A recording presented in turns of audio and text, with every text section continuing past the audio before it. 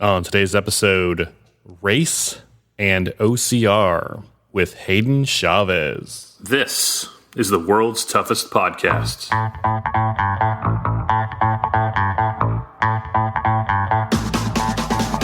Welcome to the world's toughest podcast, where we talk about any obstacle course race you'd like, as long as that's world's toughest mudder. Each week we talk to members of the WTM community and share stories of success and failure in the single greatest event in OCR. My name is Will Hicks, and this is the world's toughest podcast. Welcome back to World's Toughest Podcast. Thank you for listening. It's so good to be back. Happy pandemic, everyone. Hope it's going great for you.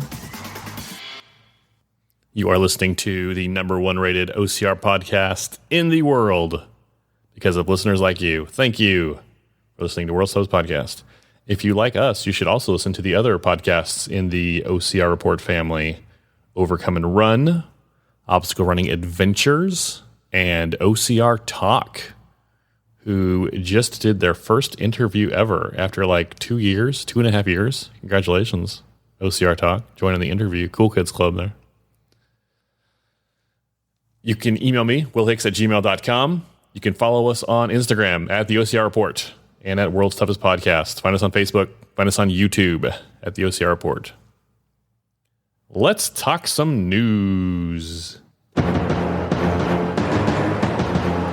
Signups are open for virtual Toughest Mudder. Go to toughmudder.com for more information. It's very inexpensive, and it's not about the money.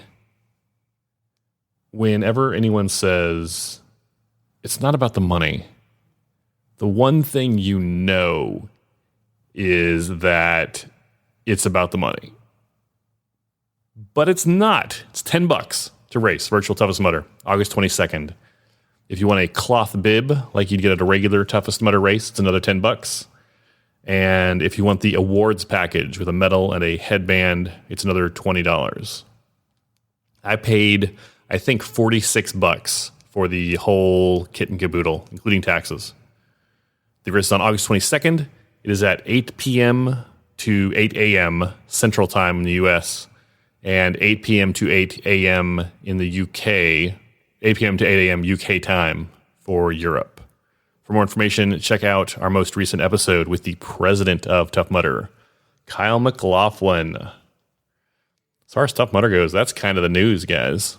Let's read some iTunes reviews. 5 stars. 5 stars. 5 stars. 5 stars. 5 stars. 5 stars. 5 stars. 5 stars. First review comes from Andy Hibbert in the UK. Andy writes, 5 stars. Will's podcast is full of great information and tips for running in OCR races. There is also plenty of humor and childish jokes. The World's Toughest Podcast has inspired me to book my first toughest in 2020 and to book tickets for Worlds when they are available. Thanks, Will. 5 stars. Andy Hibbert. You can tell Andy's from the UK because of the way he spells humor. You can't spell humor without you. You can't spell humor without you are. If you'd like to be a part of the show like Andy Hibbert, you can leave us a review on Apple Podcasts. Also, just open the Purple Podcast app on your iPhone or iOS device. Search for World's Toughest Podcast, click our logo, and then scroll down to click Write a Review. And I will read it on a future episode. Thank you. Today on the show, we're going to talk with Haydon Chavez. Haydon is a well-known member of the World's Toughest community. If you ran World's Toughest Mudder in 2015, he probably helped you get up one of the more difficult obstacles at the beginning of the race. That was Upper Decker. People were struggling to complete it, and they were getting hypothermia trying. So Haydon stayed at that obstacle. This is his first year running World's Toughest. He says it in our talk. He didn't really know what he was doing. He was just like, these people need help, so I'm going to help them. And he got hypothermia for his trouble. Finished the race with 7 miles. So we talk about that. And we also talk about race and OCR. Haydon is a black man, and we talk about that and how that relates to Tough Mudder and OCR, and he gives his thoughts on everything going on right now in our world. I don't want to talk about the talk too much. I'd rather have I'd rather have it stand on its own. But I am grateful to Haydon for making the time and for having, at times, what may be an uncomfortable conversation. When it's done, after you listen, let me know what you think in a review on Apple Podcasts or shoot me an email, willhicks@gmail.com. It's time to talk with Haydon Chavez. Let's go to the phones. Haydon Chavez, thanks for joining the show. Thank you for having me. Haydon, how has your pandemic been so far? It's been a rough one. I know we shut down the gym I coach at for a little bit, and that was tough because I really don't have any family in the area. So all the kids, I was missing them right away, but they kept coming by and seeing me and everything like that. So that made it good. Besides that, we're slowly getting back to regular form, the new normal. I know people hate saying that, but it's going pretty good. Our competitive athletes are looking stellar. Our recreational athletes are coming back slowly, but what kind of gym do you coach at? We run a tumbling gym. It's a training facility for, we have cheer, we have regular rec tumbling, and we have a competitive gym, competitive with USAG, United States Gymnastics, and the TNT, tumbling and trampoline program. Hey, I think you and I met a couple years ago before World's Toughest. Drake Stumbo had his secret training, his 12-hour, not a race, but a thing at the beach. Do you remember this? Yes, it was so awesome. Overnight little training. Yeah, he sets it up with like a campsite on the beach and sets up a little course, like it's, I don't know, 1.5 mile course, going up a big hill and carrying buckets. And it's just kind of a local kind of Southern California community thing that he's done a couple times. I've only been to it once, but I think he's done it a couple times. I've only done it once. So the one time you did it, I did it too. Haydon, how many times have you run World's Toughest Mudder? I started at 2015, 16, 17, 18. I didn't run a 19, but I did work a pit. So 4 out of 5 years. What was your best World's Toughest Mudder? Maybe not mileage, but just your best one, best year. My best memory would probably be 2015. That's when that was my first World's Toughest. I only got 7 miles in before I get disqualified, but I helped so many people through what was called the upper decker. I think that was a monster of an obstacle, and I stayed in that water 45 minutes helping as many people as I can until I cramped up. So now 7 miles sounds like it's 7 miles. It's less than a regular Tough Mudder course, but so 2015 was a weird year because it started. The temperature seemed fine, but it got colder faster than anyone expected. And that obstacle, a lot of people were getting stuck at that obstacle. It was like Shawshanked, but in reverse. You had to climb up some rings to get into to slide down. You were in water. You had to climb up rings to get to the tube, and then you slide down the tube. So what happened? Why did you get hypothermic? What happened? Because after my first lap, I took it. I wasn't prepared. I didn't get into my wetsuit or anything like that. This is before even knowing about the community. So I had no tricks or trades of the secret. And the sun went down really quick. Temperatures dropped really quick. The water was up to my shoulders, and I'm 6'1", and the water was up to my shoulders. So people were had to swim out there. The rope was dangled in the water, and it was soaked up most of the water. They had to climb up that after a pit that was maybe 5 foot tall, or 5 foot deep. Climb up the water to overhang, maybe 14 feet high. Shimmy over from a board into the tube, slide down the tube into barbed wire. People were not making it up into the rope because it was so waterlogged. And me and a few people just kept helping everybody up, and I stayed too long without wearing my wetsuit.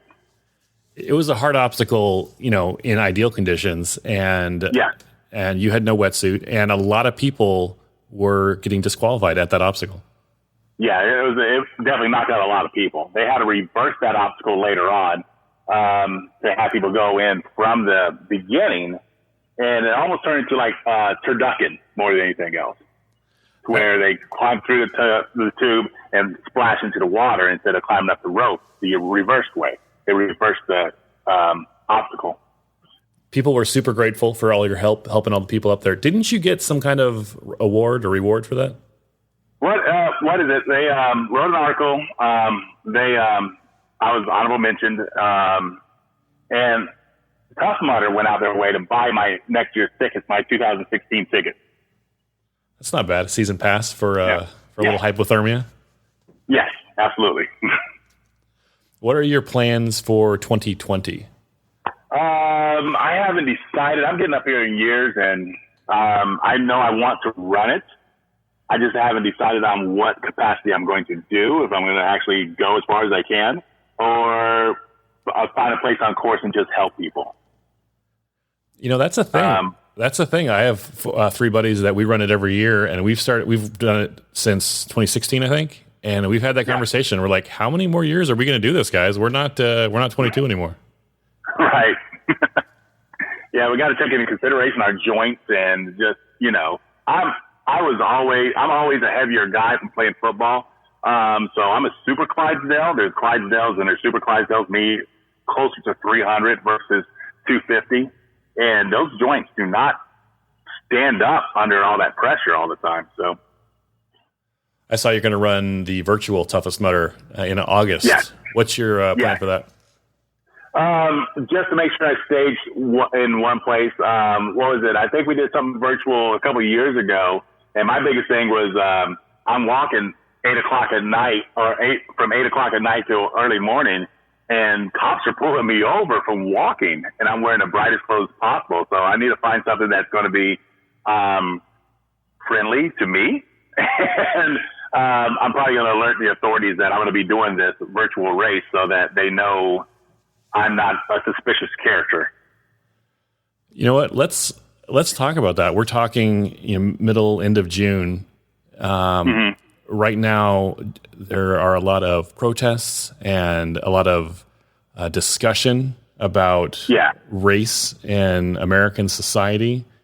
And let's talk about race and OCR. What are your experiences? What are your thoughts? Well, the OCR community, especially in the Tough Mudder community, I haven't really experienced too much about race in there. I've experienced a lot of people not getting a different perspective that would come, me being a black male.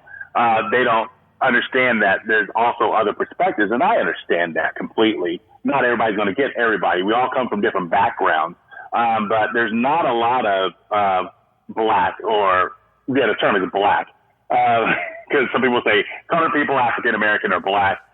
We're black. And there's not a lot of us in the community. There's a few. But, every year it seems to be more of us out there. And everybody's welcoming. I have not met anybody that's overly just being a jerk because of the color of my skin in the community. So I'm totally fine with that. Now, on the outside world, in civilian life, I don't like to pay attention to that. It's just, I have a different perspective from everybody else. That's all I can really say about that. You can talk about it. It's a tough subject. We're not the same. Let's put it that way. People like to call it privilege, and yeah, it's a privilege thing. And we're taught from very young that when you're black, you have to work 2 or 3 times as hard to get half the recognition. And unless you're good at sports or whatever like that, you're just kind of out there doing whatever. And I'm not speaking from a victim mentality. I'm speaking from a mentality that we overcome everything all the time because that's all we can do. My military background, my family, most of my family's been through the military also. So we're in good standings on adapting and overcoming. It's just that there's a lot of us that are just tired every day. It just seems something. I try my best to be an upstanding citizen, but I still look over my shoulder with a clean driving record, the best driving record ever. I still look over my shoulder every once in a while to see if there are cops behind there. Now that view, no one's going to agree with, but that's out there. You don't have to agree with it for it to exist. That's just what we were taught. The way we approach things whenever we're pulled over, we have to make sure that we have our registration, our license ready to go, our hands on the wheel, and never reach for anything because that could be the last time. There's been times where we would have talks and discussions about surviving the encounter. That's a real life thing for us. No one's going to get that because they don't want to take that perspective there. It's happening. It's real in the streets, and that's the reality of it.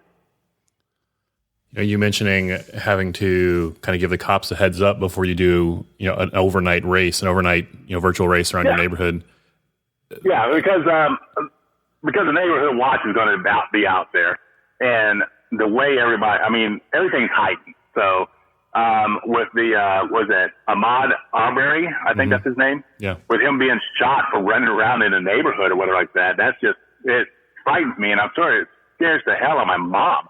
So it's just one of those things that I want to make sure that I'm transparent about my intentions so I can arrive alive. And everybody says that the police try to protect themselves. They need to protect and serve, not so much enforce the laws. They need to protect and serve. So they want to go home. I want to go home too. What do you think? You mentioned that there's not a lot of black guys that run OCR, and we both know a few. But why do you think that is? Is it just the way it is? Is it do we need to reach out more? Is it something that Tough Mudder and Spartan need to do? What are your? I don't think anybody needs to do anything. It's just something that in the black community, there's like something that we do, and then there's white people stuff. the OCR community is considered white people stuff, and which I hear it from family members, from friends, and everything like that. So, you're out there with those white people. I was like, yeah, I'm out there with those people, and those are my friends. So it's whatever. So it's one of those things that growing up, we don't do things like that. We're not around the whole cliff diving things. We're not around the extreme sports. We in the black community, we have a lot more basketball, football, those things that we can use to elevate ourselves into another reality or another pathway to greatness if we can't get into the books or whatever. So extreme sports does nothing for us. I hear from my family sometimes about OCR, like, oh, isn't that dangerous? Or yes, why would you do that? But you probably hear the same thing, but for maybe different reasons than I do. Mm-hmm. Right. Exactly. It's still, something along the lines where it's dangerous and extreme and everything like that, but it's more of it crosses different barriers after that. What do you think about the Tough Mudder community? I know I've run a little bit with Jaleesa at, I think it was Toughest South in Atlanta. Yeah. What's been your experience like out there on the course? Everybody's welcoming. What is it? I think I have a trophy on my desk right now. It says World's Toughest Hugger because everybody wants to hug. Everybody loves the closeness. Everybody loves the camaraderie. So that goes beyond the racial barriers altogether in those events. And whenever you don't have those events, like right now we're going through the COVID pandemic and everybody's suffering because we don't get to see the friends we make. But those bonds were so created so tightly that it's not about the color of who it is. I mean, with Matthew Lowe and Kevin Chow and Jaleesa, like you said, and all the Latinos in there, we don't see the color. We see the friendship, the camaraderie on the field, the accomplishments that people make, the sacrifice they put through, and all the stories that we get from partying with each other. When we go to World's Toughest Mudder, it's like, it's a long time. It's a year, our annual reunion. We just happen to have a race going on then. That's what it seems like. What would you say to other people of color, other black guys or girls about World's Toughest Mudder? Maybe they've done a regular Tough Mudder, regular OCR. But they're like, man, that's too much. That's not my deal. That's a white person thing. Maybe. What would you say to those guys? Right. I'll explain to them how I got into it. I got my brother to do a few races last year, and he absolutely loved it. He got other friends to do it and everything like that. So it's just like, we don't look at it as, I don't look at it as, hey, that's a white people thing.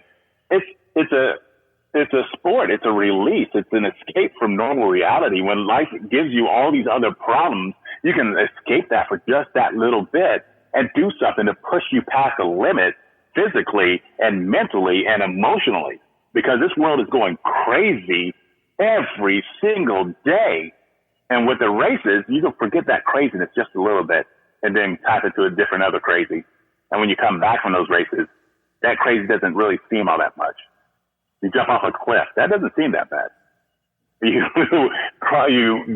walk through some wires that shock the hell out of you. Life doesn't seem that bad after that. I mean, it's emotional. It's satisfying on a different level more than anything else. The escape, the release.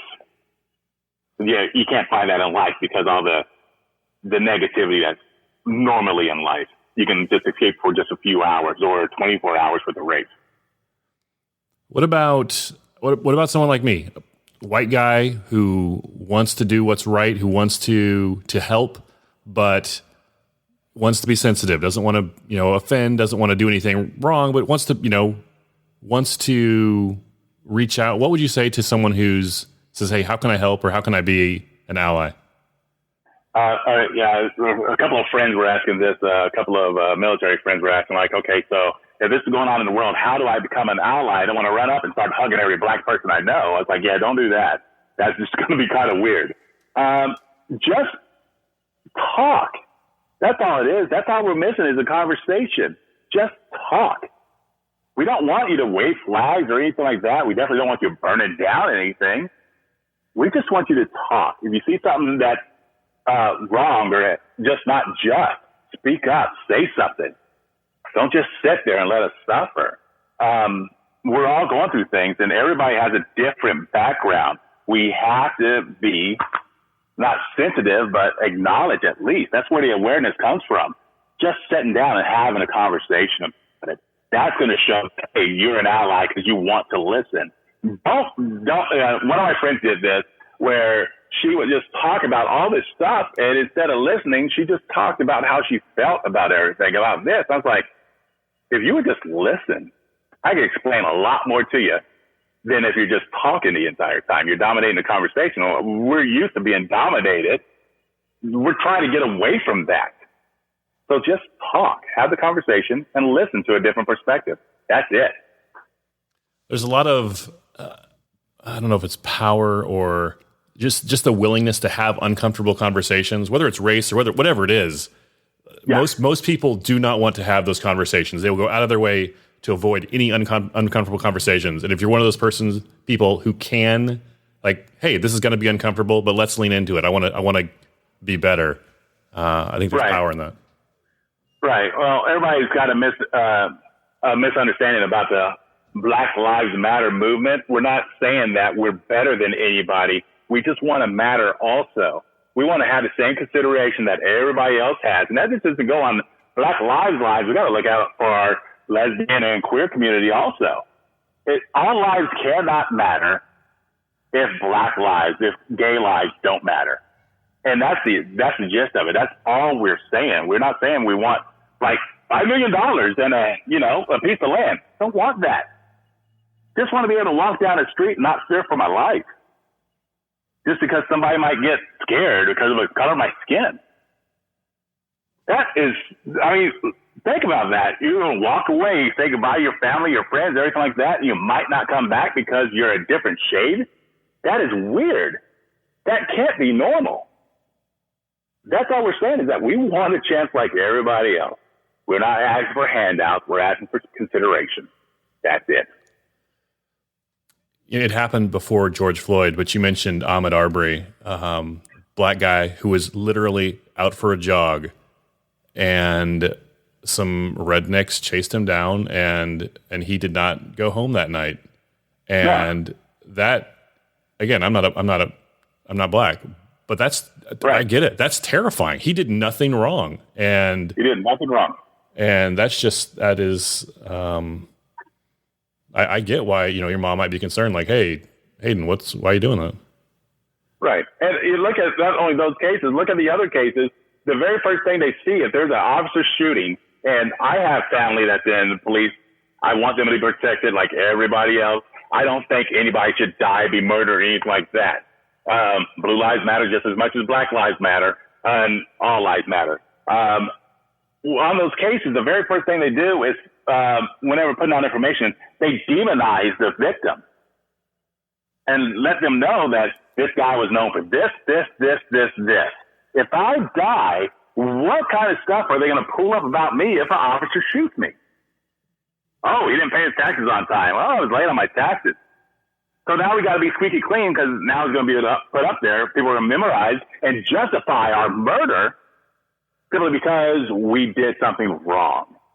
Like the guy that just was shot in Atlanta at the Wendy's for being drunk. He was drunk. He was celebrating something. I'm not saying he's a saint. He's not a saint. He's human. He's going to make mistakes. Should he not resist it? No, he shouldn't have resisted. But if you're that cop at that time, you have his car, you have his information. He has your taser. You're going to get him later. You don't have to shoot him. You're having problems handling an intoxicated suspect or perpetrator. You might want to go back to training. But now he's not going home. And people say, well, he turned and shot a taser. And whenever they say that that's a lethal weapon, you can't say it's a lethal weapon if he's using that force to subdue him, because then it's not a lethal weapon. That's a non-lethal device he's using on a suspect. If you say that the guy turns around and shoots it as a lethal weapon, you have to consider that they used lethal force at that time and he was surviving. That changes the narrative altogether. So it's just one of those things that this is debates that go on Facebook every day. I don't participate in debates because I think they're stupid. No one has perspective. But having a military background, our rules of engagement are totally different. We make sure that we have the situation under control before we get that close, before they resist. It's shoot first. If they flee, he's not a threat running away. He needs to be in court. He needs to go to jail. And he doesn't need to be in a box in the ground. That life is over. Right there at that moment, because 3 shots from someone that was fleeing. That's not right. It's not justification. You can't kill people. You're serving, protecting. You're not enforcing laws. You are to protect and serve. That's my opinion about it. I just an opinion. And I'm sorry to go off that tangent, but it went there. No. I think it was Michael Che. He's on SNL. He's one of the Weekend Update. Yeah. I saw him. He had a stand-up set. I think it was a few days ago. He said that, I think he said Black Lives Matter, and then he kind of was musing about it, and he's like, "That's a controversial statement." The fact that that's a controversial statement says something about our society. Right. That's really insane. I mean, it puts this whole thing in a bad mood. I know it's an uncomfortable situation, and I know there's a lot of people in the community that will look at it one way or the other way, and they're not going to list it. They're going to react. It shouldn't be something that reacts. If you know me and what I'm doing, imagine me being shot now. Done. That's perspective that I wanted to look at. My life is over. I helped so many people over an obstacle. Now my life is done. How's your argument going to help you? Oh, you shouldn't have resisted. Being black is resistance. That's what it seems like. And that's a problem. I should not feel that way. No one should feel that way. but that's the way we feel right now. You know, one of the foundations of Tough Mudder is it's about teamwork and it's about camaraderie and it's about, helping the guy in front of you. And then he turns around and gives you a hand up the wall also. Right. And I feel like a lot of the, not to simplify it, but a lot of the lessons and a lot of what goes on a course on a Saturday or a Sunday afternoon could make it would make the world so much better if we could if a little bit of that could bleed out to the rest of society. Oh, absolutely, 100%. If people would just do something to help another person out, no matter what color, help someone up. That's going to help this whole world get better. And as divided as our country is, not because of this person or that person, but because of us. All of us together are divided. Somehow we're going to come together. I thought COVID would have helped that. It didn't. These riots aren't helping either. I don't know the solution, but if we don't turn things around, it's only going to get worse. Well, man, Hayden, we don't have any easy answers. You or I, but you mentioned the first step is talking, listening more than talking, I guess. What else can people do? What would you like? Like a member of the community that says, "Hey, Hayden, how can I help you? What can I do for you?" Just reach out, and I've distanced myself a little bit on Facebook. And I've had a lot of people in the community saying, "Hey, how you doing? What's going on?" People that I never thought would reach out would just reach out and say, "Hey, how you doing? What's going on?" That's awesome. Do that for others also, not just people you know. Don't be afraid to walk down the street, see somebody, say, "Hi, how you doing today?" And that's it. Just talk. This hate will be cured by love. Here I am sounding like an after-school special. But it's the truth.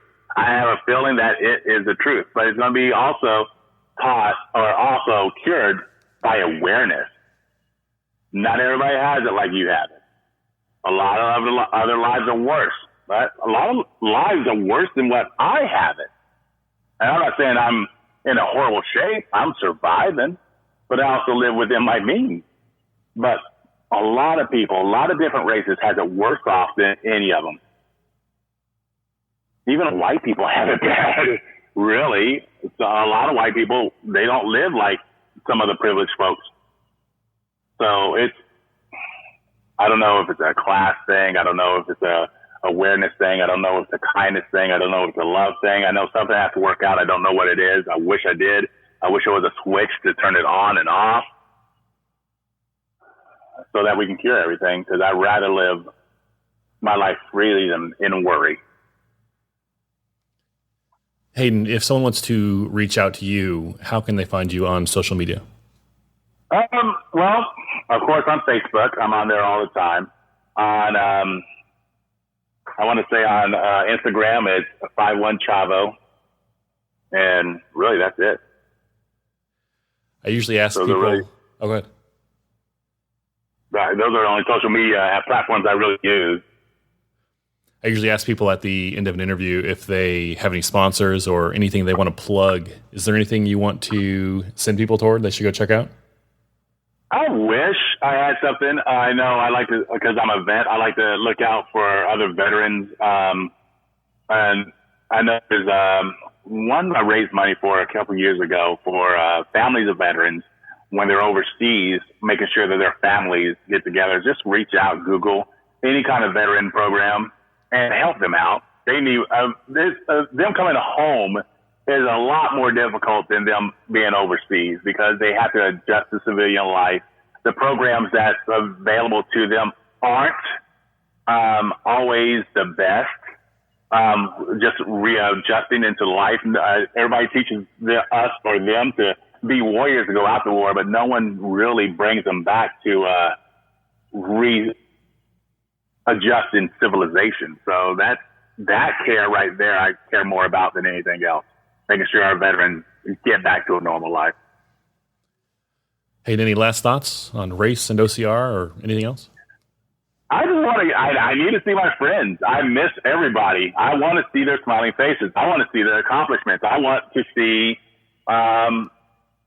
who's going to get 100 miles at, World's Toughest Mudder.